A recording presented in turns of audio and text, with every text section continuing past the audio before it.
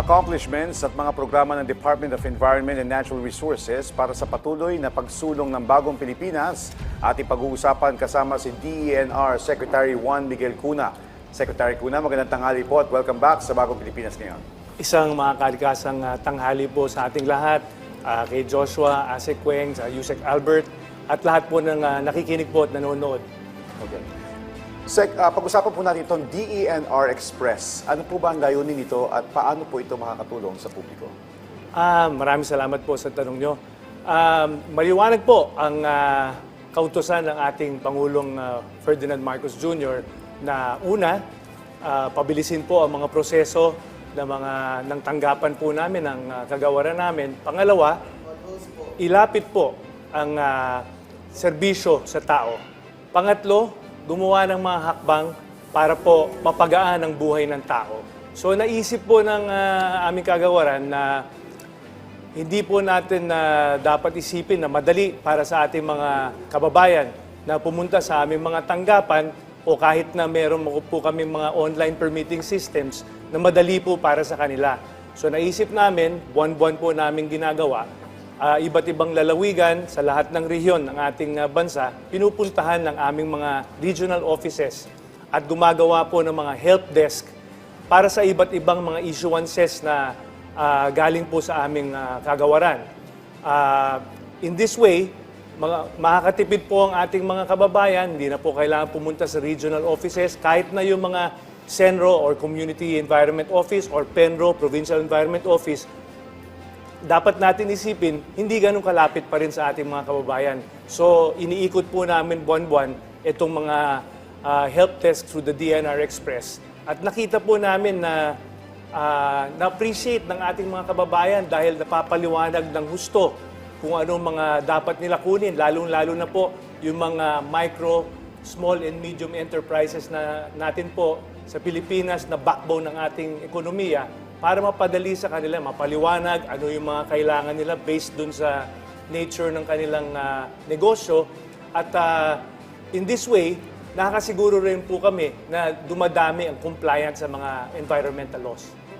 Sir, paano naman nakatutulong ang DENR Express sa pagpapataas ng environmental compliance ng mga negosyo at iba pang permit holders? Well, kailangan po nating isipin, hindi lahat ng mamamayan ay pamilyar sa mga batas, saka mga batas, environmental laws, saka mga polisiya po namin in the DENR.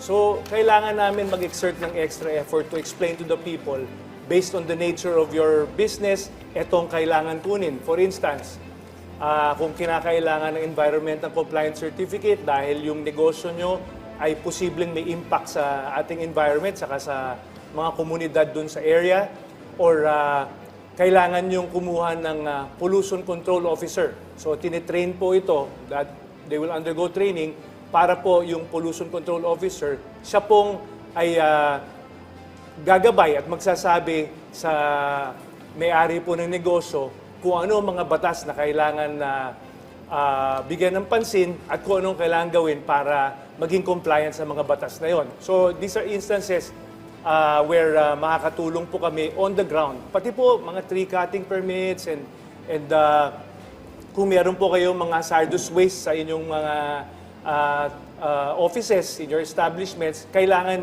mag-register po kayo as a hazardous waste generator. Kung may discharge po kayo ng wastewater, you need to obtain a wastewater discharge permit. Kung meron kayong mga emissions, kailangan yung permit to operate. So lahat to napapaliwanag, napapadali ang pagkuha ng mga permit. At also, in advance, bago po itayo yung mga DENR Express sa iba't ibang lalawigan, binibigyan na namin ng publiko ng advance notice on ano yung mga requirements for the different possible applications of issuances ng DENR. Para sa gayon, kung dala-dala na po ang mga requirements na ito, posibleng on the spot, maibigay na po yung mga permit. Opo, Secretary, dahil nakita na nga po natin yung ating DENR Express at bumibilis na ang mga serbisyo, paano nyo matitiyak na habang bumibilis yung pagproseso ng mga aplikasyon ay hindi naman nakokompromiso ang mahigpit na pagsusuri, di ba? Binabantayan ang kalikasan natin. Sir. Maraming salamat, Yusek Albert, for your question. Ang naging marching order po natin from day one since I assume ay sa proseso po, pabilisin ang proseso. Pero ang mahalaga po ay yung monitoring natin saka enforcement. Pagka nagsimula na ang mga proyekto at saka mga negosyo, doon po dapat nakatutok ang mga regional offices namin. Kung malalaking mga proyekto po ay kinakailangan mag-create ng MMT, yung tinatawag nating MMT or multi-partite monitoring teams. This is composed of different individuals, hindi lamang po ang DNR, merong taga-civil society na nandun, taga-local government unit, merong taga-industry, para may regular pong body na minomonitor po ang operations of any project or any business na kailangan ng MMT. In this way, we will be able to determine kung tuloy-tuloy po ang compliance nitong mga establishments na to, itong mga operations na to, dahil for instance, kung may ECC po siya, ay meron po mga kondisyon. Hindi po nagtatapos na pag na-issue ang ECC, tapos na po. Kinakailangan, throughout the life of the operations of a particular project, ito pong mga conditions na to, tuloy-tuloy po ang pag-comply ng proponent ng project doon sa mga conditions na yon. Alright. And Secretary, tama po, parte po ng pagpapabilis ng proseso, meron din po mga digital innovations o online platforms na ginagamit ngayon sa ilalim po nitong DENR Express para po mas maging accessible itong serbisyo para sa publiko. Opo. Meron pong mga online permitting, pero kailangan rin po namin kilalanin na hindi po pinakamaganda sa mundo ang ating Wi-Fi. Yung ating, at yung mga ibang kababayan natin, kailangan natin pansinin din na nahihirapan po sila sa ibang mga proseso katulad po ng online payment or pag-upload ng mga dokumento, which is why inilapit natin sa tao itong mga serbisyo natin para maturuan sila kung paano gawin. And over and above this, Joshua, yung mga pamahalang lokal, the local government units, kinakapacitate din po namin para makaturo kasi, siyempre, hindi naman 24/7 nandun ang DNR sa iba't ibang mga lugar, pero yung pamahalang lokal nandun po. So, kung sila, marunong din silang magturo o turuan yung ating mga kababayan dun po sa mga online permitting namin kung anong kailangan gawin, kung paano gagawin, nakakatulong din po. So, Sec, para naman sa kalaman ng ating mga kababayan, ano naman po itong MV NILAD at ano yung kahalagahan nito sa rehabilitasyon ng Manila Bay? I thank you very much, Asik Weng. Itong MV NILAD po, isang barko, 25-footer vessel na for collection ng marine litter po. Ito po ay nakuha ng ating bansa sa kagandahang loob ng the Republic of Korea and yung KOICA po.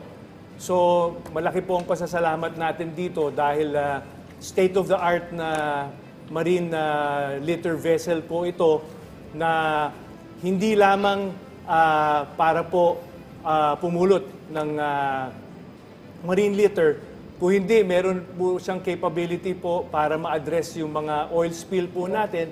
May 300-meter oil boom po siya on board para po pag nagkaroon ng oil spill, mako-contain po itong langis sa tubig, mas madali pong i-recover yung oil pagka ganon. Saan ito nakadock, Sec? Sa port area po siya nakadock, pero ang operations po niya, since under the Manila Bay Rehabilitation Program po ito, gagamitin po siya for 3 regions dahil 3 po ang region under the Manila Bay region. These are NCR, Region 3 and Region 4A, so Central Luzon saka yung Calabarzon area. So yun ang iikutan po nitong MV NILAD nito, and we are very thankful po for this vessel. At maaari din po i-deploy ito kung sakasakali agad, magkaroon ng maritime incident na merong oil spill, pwede din siyang i-deploy. Opo, hindi lang para sa oil spill, meron po siyang firefighting capability rin. Merong tinatawag natin na water monitors, parang water cannon siya. Ano po doon. So napakalaking bagay po ito para sa atin.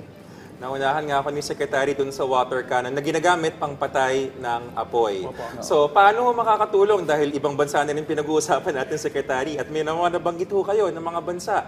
Andito po yung Republic of Korea. Paano sila nakakatulong sa pangmatagalang pangangalaga ng Manila Bay? Well, alam niyo po, itong marine litter po natin na malaking suliranin, hindi lamang sa Pilipinas, sa iba't ibang lugar, lalo na sa Asia. Kailangan po ang pagtutulungan pagdating po sa addressing marine litter, cross-border po o iba-ibang bansa. At siyempre, since developed country ang Korea, may kakayahan po siya, may mga technology po siya na makakatulong po sa developing countries katulad natin. Kaya po, masayang-masaya po kami at talagang nagpapasalamat sa kanila sa kanilang kagandaang loob. Okay. And sa ngayon po, Sec, ano na po ang mga naging epekto ng mga programa ng DNR sa rehabilitasyon ng Manila Bay at sa pagbawas po ng marine litter? Kumusta na po ngayon? Actually, we've proven na nagiging successful ang efforts, hindi lamang po ng DNR, ng iba't ibang mga ahensya, pati pamahalang lokal na tumutulong po sa atin. In 2023, ang base po sa datos natin, for every meter, ang napupulot po na marine litter ay mga 60 pieces of marine litter. In 2024, naging 50 na lang po for every meter. And then last year, medyo malaki po yung improvement, naging 30 pieces of litter for every meter po na kumukuha po ng liter itong mga vessels po natin na maliliit na tumutulong po sa atin. Nakakatulong din po ang ginagawa nating paglalagay ng mga trash trap, lalo na po sa mga estero natin na dumadaloy papuntang Manila Bay. So, mas mabilis po nakukuha yung mga basura po natin. And I'd like to think po, mas nagiging conscious ang ating mga mamamayan din.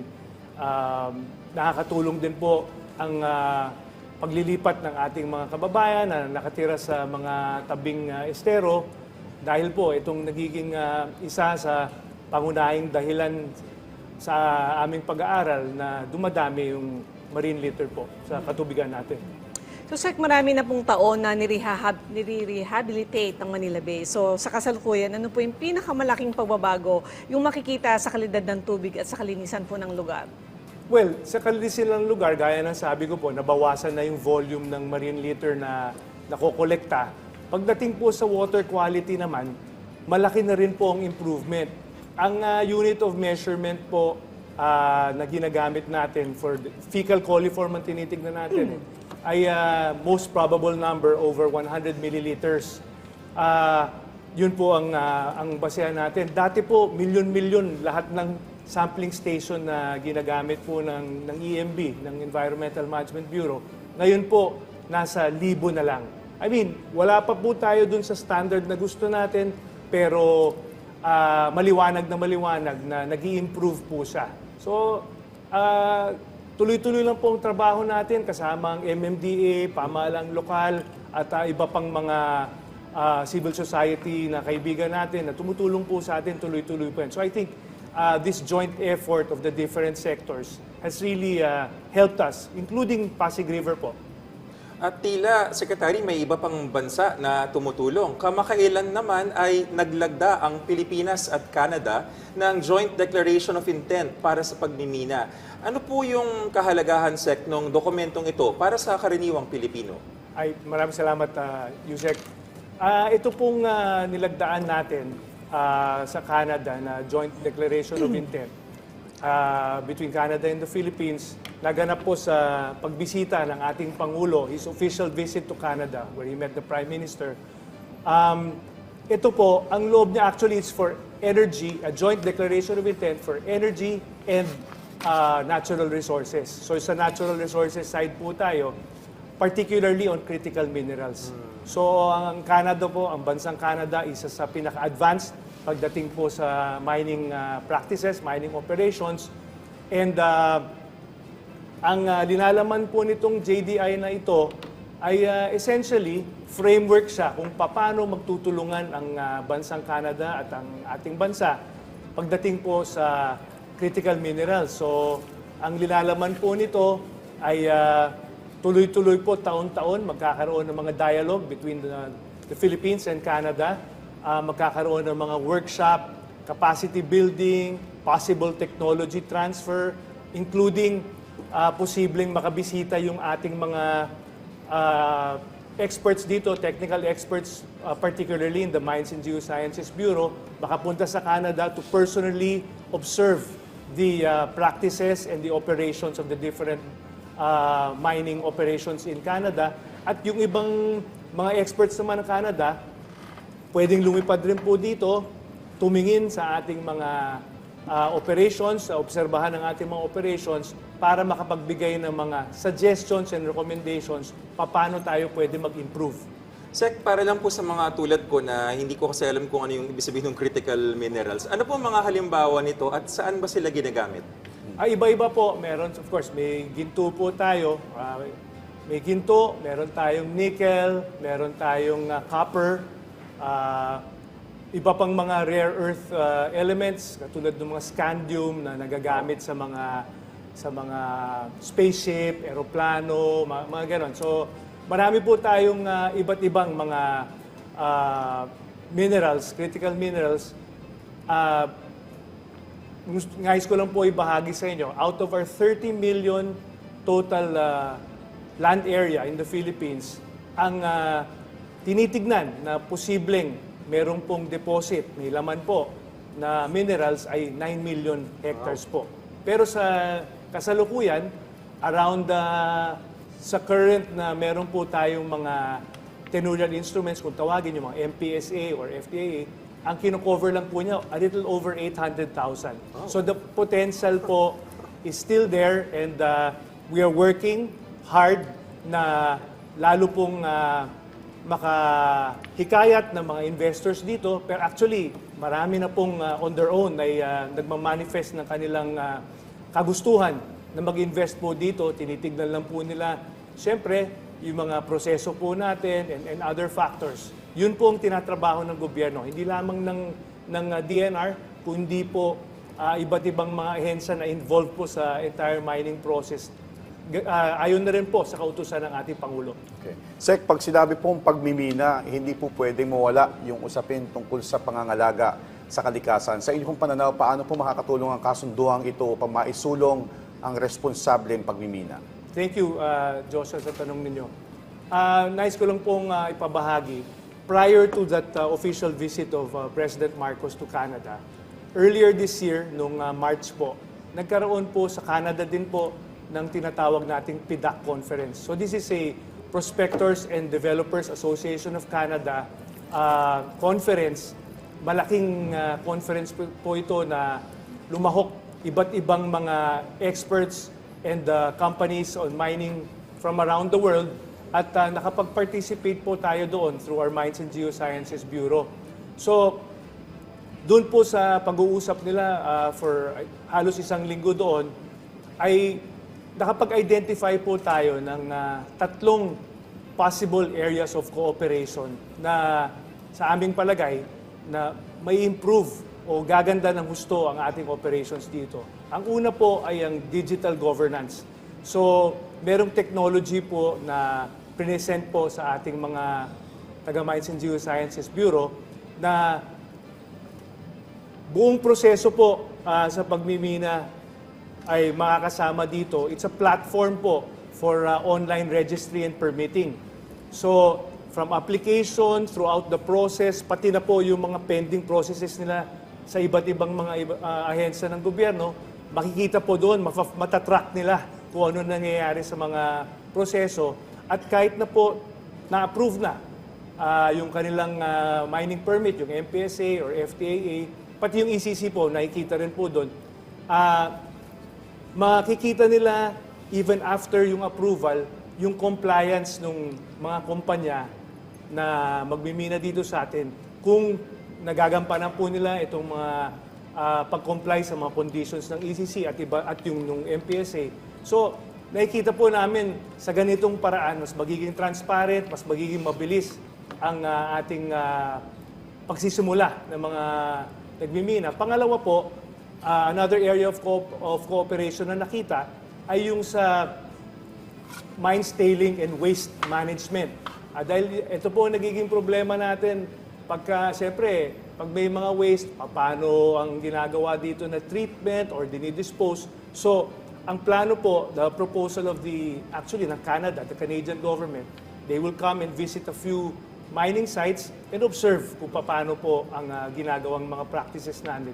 And then eventually, recommend certain methods at systems to improve on our waste management. At yung last po, yung critical minerals mapping. Ito po ang proposal po ng Canada through their Geological Survey of Canada at saka yung NRCan, that's the Natural Resources Canada. Sila po ay nagpo-propose to help in the critical minerals digital mapping. In this way, mas mapapabilis po ang pag-identify natin ng mga areas na merong talagang deposit para mapabilis rin ang proseso. So ma-identify, hindi na tayo magfo-focus sa mga lugar na alam nating hindi masyadong maraming deposit po o laman para po mapabilis ang mga proseso natin. So these are 3 areas of cooperation that we hope to pursue. Pero confident po kami na matutuloy po itong mga usapan namin. Dahil tuloy-tuloy po, very aggressive ang discussions. The Embassy of the Philippines in Canada and the Canadian Embassy here in the Philippines, tuloy-tuloy po ang dialogue with us in the DNR. So, sir, paano makikinabang yung mga lokal na komunidad, lalo na yung mga naninirahan sa mga mining areas, sa pagtutulungan na ito? Well, pagka nagkaroon po ng mga mining operations sa isang lugar, unang-una, nagkakaroon ng mga access sa mga lugar na ito na dati wala pa, katulad ng mga kalye. So sigurado po, ang value ng ating mga lupa dito aakyat. Pangalawa, meron po tayong tinatawag na SDMP. Tayo lang po sa buong mundo ang gumagawa nito para sa mining industry po natin. Ang ibig sabihin ng SDMP ay Social Development Management Program. So each company must allot 1.5% of their total operational cost para dito sa SDMP. So gagamitin po ito para po tulungan ang komunidad sa area. So at gumawa po kami ng bagong policy last year or early this year na kailangan alinsunod po ang SDMP programs sa Sustainable Development Goals po natin under the UN na kasama po, siyempre, poverty alleviation. So, ang pinagagamitan nito, just to give you an example, nagpo-provide ng scholarships, nagdadagdag ng mga classrooms doon sa area, naglalagay ng maliliit na ospital, among others. And of course, dahil po meron ng komersyo sa area, yung employment ng mining company, halos lahat nanggagaling sa communities surrounding the mining area, ay nanganganak din po ng maliliit na mga negosyo at nakakatulong sa mga tao in terms of livelihood. So sir, bago natin iwanan yung usapin sa pagmimina, no, magmula nung umupo kayo, kumusta naman po ang pagmimina dito sa Pilipinas? Sumusunod po ba sa mga panuntunan, yung mga mining companies, lalo na po yung reforestation kasi may mga lupa na hindi na talaga mapapagmina uli kapag nagamit na siya. Sumusunod ba sila sa reforestation? Yeah. Thank you very much, Ase Queng. A few years ago, naglabas po kami ng policy. Pagdating po sa pagmimina, may tinatawag ngayon tayong policy that allows only a maximum disturbed area at any given time. So, dati po, kahit kung ang MPSA mo, sabihin natin, 5,000 hectares, pwede kang magbungkal at pwede kang magmina in any area at any given time. Ngayon po, isang particular area lang muna, so maximum disturbed area. At bago po lilipat out na ito at lilipat, meron ngayon na progressive, you must area kung saan po kayo nagmina muna bago po kayo makapag-umpisa sa ibang area. So I think this is important dahil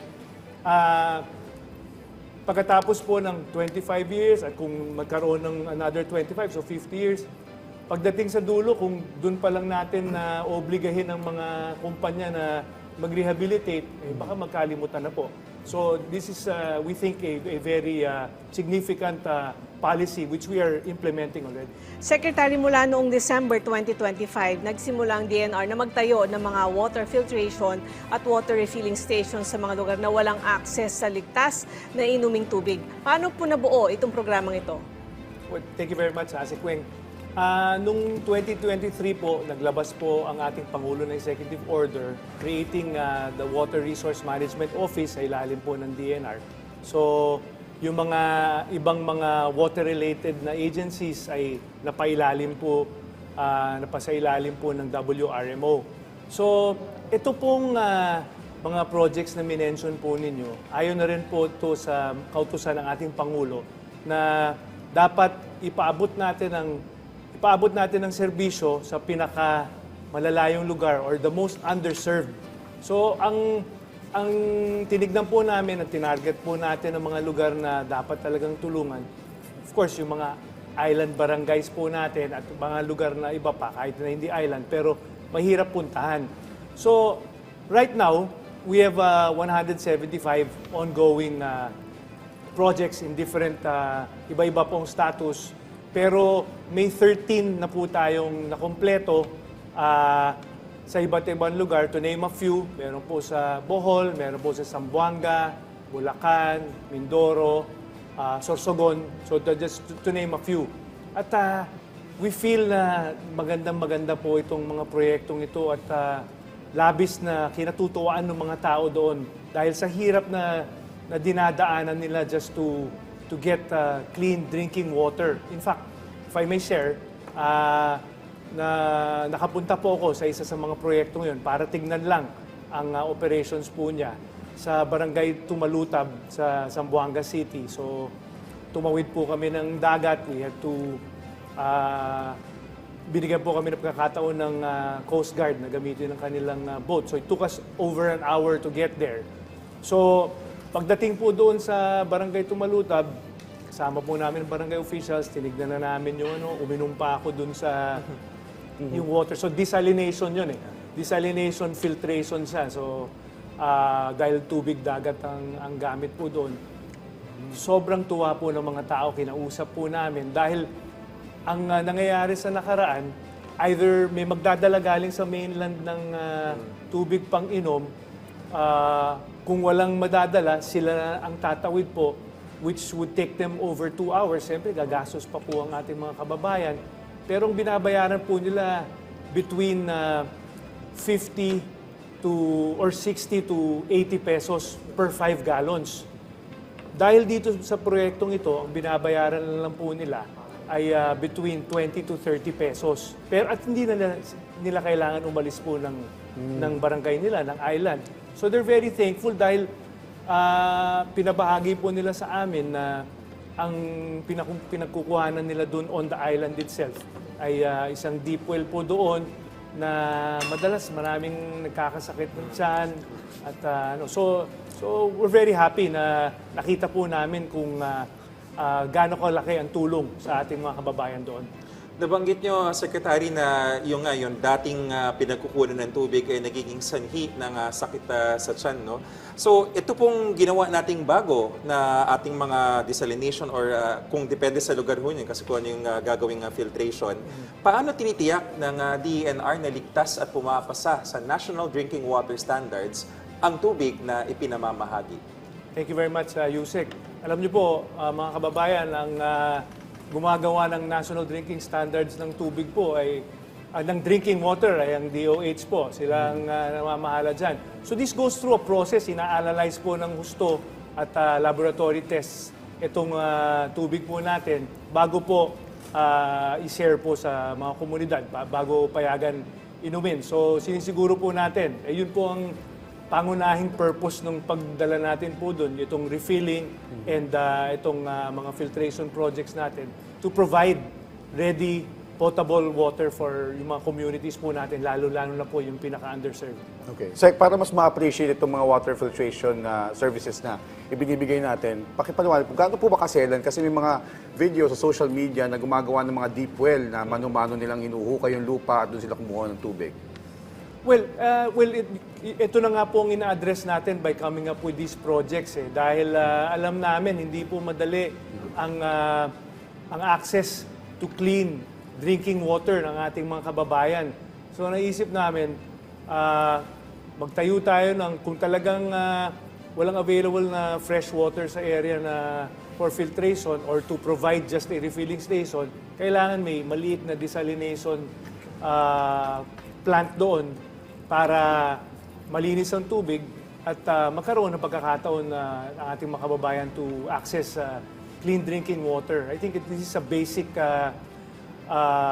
commodity, tubig, na we take it for granted. Hindi po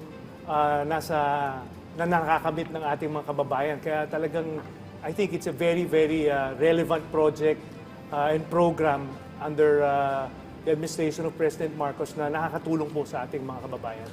So, Sec, given that situation, paano naman po masisiguro ng DNR yung pangmatagalang operasyon at syempre yung maintenance ng mga pasilidad na ito? Maraming salamat, Asek Weng. Actually, itong sinabi kong 20 to 30 pesos na sinisingil ka for every 5 gallons, dun po ginagamit yon sa maintenance and the operations of these facilities. Dun po, wala pong hindi po sinisweldohan ng mga tao. Nag-a-assign lang po ang isang asosasyon doon or yung barangay kung sino mamamahala, naturuan po ng ating mga tao tsaka yung supplier ng facilities kung anong mga kailangan gawin, anong kailangan linisin, how often kailangan gawin itong mga bagay na ito. Pero yung that amount there is for that purpose para sa maintenance po. Secretary, napakaganda ng kwento dun sa, ano pangalan, Tumalutab, nung binanggit po ninyo. Ilan pa pong mga island barangays tulad nito sa buong bansa, more or less, ang nakikinabang na sa programang ito? At ilan pa po ang target ninyong mabigyan ng access sa malinis na inuming tubig? I'm sure marami hong nanonood at nag-aabang. Yeah. Well, ang gaya po ng sabi ko, we have 175 proposed projects ongoing, different, iba-iba po ang status niya. May 50 na po na with notice to proceed. So, we're hopeful mapabilis po natin itong mga ginagawa natin at para makatulong po sa ating mga kababayan. And Sec, sa ngayon po, ano po ang pinakamalaking hamon naman ang kinakaharap ng DNR sa pagpapatupad po ng programang ito at paano nyo po ito tinutugunan? Well, siyempre po, yung choices natin ng mga site natin. Dahil ang tinitignan natin, yung pinaka-underserved na mahirap puntahan at madala ng serbisyo, yun ang pangunahing criteria natin. Pero siyempre, since may mga structure po ito, kailangan siguraduhin natin na ligtas yung area dahil pagka, siyempre, hindi ligtas yung area, walang mamamahala dito ng maayos, ay baka masayang lang po ang mga projects na ito. So those are the main challenges, of course, including the budget for these projects. So ito, ibang usapin naman Sec, ano naman po yung layunin ng River Easement Rehabilitation Projects ng DNR sa Pampanga at sa Bataan? Thank you very much, Asik Weng. Nabisita po natin, I think, a month ago, itong dalawang lugar na ito dahil kasama na rin po ito sa Manila Bay Rehabilitation Program natin. Una, pumunta po kami sa Balanga, Bataan at maganda po, nakadalo po si Governor Joet Garcia nung nandun po kami para ma-inaugurate po namin yung linear park doon sa isang barangay na dati-rati po nakatira po doon ang ating mga kababayan, mga informal settlers. Yung lugar po, tabing ilog at siyempre hindi ligtas. Hindi ligtas yung lugar. Siyempre, may mga batang tumatakbo, maaaring mahulog po sa ilog. At medyo masukal yung area, medyo madumi. At nakakadagdag rin po yun sa pagbaha nila sa area. And of course, nakapatong rin sila sa easement. At ayon sa ating batas, dapat yung easement, open area po yan. So, part of the Manila Bay Rehabilitation Program, naglaan po tayo ng pondo doon para first, sa pakikipag-ugnayan sa DSUD, mailipat itong mga kababayan natin sa mas ligtas, mas maayos, mas malinis na lugar. So nalipat po sila. And some of them, nakakatuwa po, were there. Bumisita po sila ng inauguration at nagpasalamat sila, nakalipat sila. Pero they were near enough to still enjoy that open space ngayon. So nakita po namin doon, pagbisita po namin, may mga kabataan, nagsiskateboard, nagbibisikleta, may mga taong nagsasama-sama lang doon, nagkwekwentuhan, at tapos dinagdagan po natin ng greening sa area rin. So sa aming palagay, malaking tulong po ito sa komunidad. Open spaces are very important, lalong po kung magkaroon ng mga katulad ng earthquake sa isang lugar, kailangan po ng mga open space para makapunta ang mga tao, may pupuntahan para makaiwas po sa injuries. So, this area, pinakikinabangan na po ng ating buong komunidad. At yung naman paglipat po namin sa Pampanga, sa Sasmuan, Pampanga in particular, medyo maliit po na munisipyo ito. Kaya itong nagawa nating linear park doon na ginawa nilang plaza na po nila. Doon na po nila ginagawa lahat ng activities nila, mga pagpupulong, pwede rin po magbisikleta doon, pwede maglaro mga bata, tapos may mga benches po sila, may picnic area. So masaya po kami dahil nakita namin yung pakinabang sa mga tao at kasama na rin po sa instructions ng ating Pangulo na dapat yung mga communities natin gawing livable and climate resilient communities. So importante po ito. Pagdating po sa climate change adaptation, kung tawagin, ibig sabihin maging preparado tayo para sa mga sakuna ng mga karating. Isa sa mga hakbang para magawa natin ito, ilayo natin ng mga tao, gumawa tayo ng mga space na hindi sila masyadong malapit sa mga ating mga ilog, mga estero. At nabanggit nyo nga po na nagagamit nila yung espasyo, no? Kumusta po yung kanilang kabuhayan? Well, okay naman po. In these areas, iba-iba naman ang kanilang mga also, may mga mangingisda rin po dito sa areas na to. So malaking tulong po sa kanila. Because pag meron po tayo mga naninirahan sa tabing dagat, tabing ilog, malaki po ang posibilidad na nakakadagdag po sa marine litter natin. So nakaka-apekto rin po sa hanap buhay ng ating mga kababayan, lalo-lalo yung mga mangingisda po. At dahil nabanggit nyo na rin, Secretary, yung ating litter na pwedeng maging sanhi ng basura at pagbabaha later on, medyo mag-iiba tayo ng topic. Bayan, nakita nyo, siksik sa impormasyon mula sa ating DENR Secretary. Bukod sa pagpapaganda ng paligid, paano po makakatulong ito namang linear parks sa flood mitigation, river rehabilitation, at pangangalaga ng ating mga daluyan ng tubig? Thank you, Yusek. Gaya lang sabi ko kanina, unang-una, mawala ang mga tao sa tabing ilog at mababawasan sigurado ang loading ng pollution po natin, lalo-lalo yung mga plastics. So, siguradong makakatulong po yan. Tapos, dinadagdagan po natin ng greening, binibigyan natin ng seedlings sa yung lugar at gumagawa tayo ng mga greenery sa area na makakatulong din po pagdating sa flood mitigation. And then, ang ginagawa ng aming mga regional offices, tuloy-tuloy rin po ang information and education campaign natin pagdating po sa pagtatapon ng basura. Ayon po sa Batas 9003, Republic Act 9003, kailangan may MRF lahat ng barangay or at least a cluster of barangays, itong Materials Recovery Facility. So, yung iba, nagtatayo ng MRF para to comply lang with the law, pero hindi talaga nagagamit ng maayos. Ibig sabihin, itong MRF kasi, ito dapat yung lugar kung saan dinadala yung pwedeng recyclable or yung mga biodegradable waste na pwedeng i-compost para gawing fertilizer. Kung organized kasi itong MRF na to, malaki ang mababawas. So waste diversion, malaki ang mababawas na basura na pupunta po sa mga landfill natin. At napag-usapan na po natin yung pagtatapon ng basura.